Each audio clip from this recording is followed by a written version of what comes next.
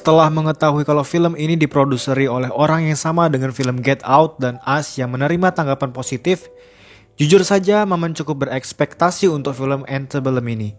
Tapi nyatanya ya gitu deh. Film ini adalah thriller horor baru yang disutradarai, ditulis, dan diproduksi sebagian oleh Gerard Bush dan Christopher Rains. Pertama kita bahas dulu poster film ini yang menurut Maman hampir mirip dengan film The Silence of the Lambs. Untungnya poster film Antebellum bergambar kupu-kupu, bukan lebah.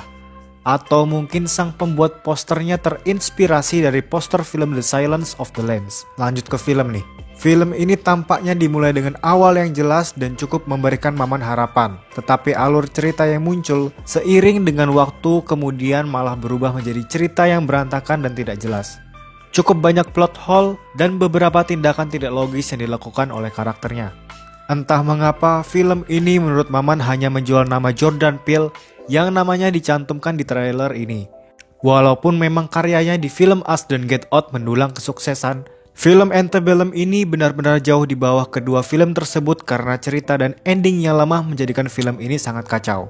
Meskipun Maman tahu maksud diberikannya ending seperti itu adalah untuk memberikan sebuah surprise ke penonton, tapi sayangnya tidak mereka eksekusi dengan baik, menjadikan ending film ini lemah. Sebenarnya yang Maman sayangkan adalah bagian pertengahan film. Banyak banget plot hole, sementara itu pada babak awal film sempat dibuat tidak jelas.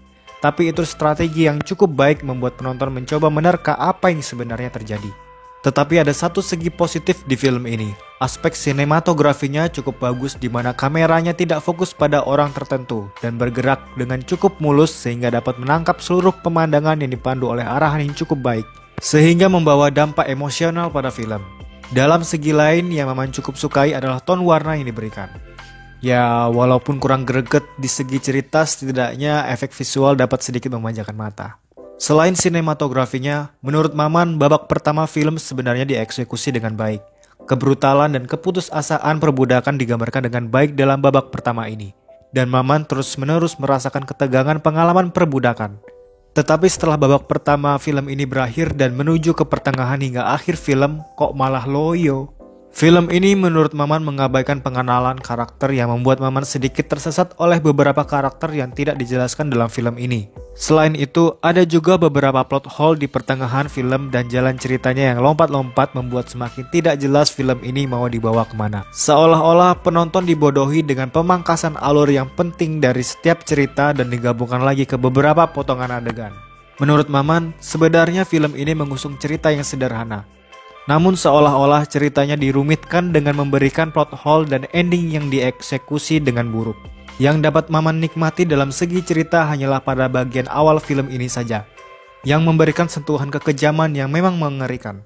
Kalau bicara mengenai thriller, emang benar, film ini memiliki beberapa adegan thriller yang cukup kejam dan mencekam.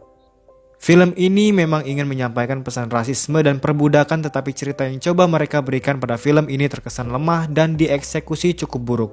Sangat mengecewakan. Untuk para pemainnya pun menurut Maman juga kurang dapat emosional dan pendalaman karakter yang mereka lakukan. Oke, sampai di sini dulu review ringkas dari Maman. Tetap jaga kesehatan, selalu pakai masker kalau keluar rumah, cuci tangan sebelum dan sesudah melakukan aktivitas. Sampai jumpa di lain video, terima kasih dan stay live.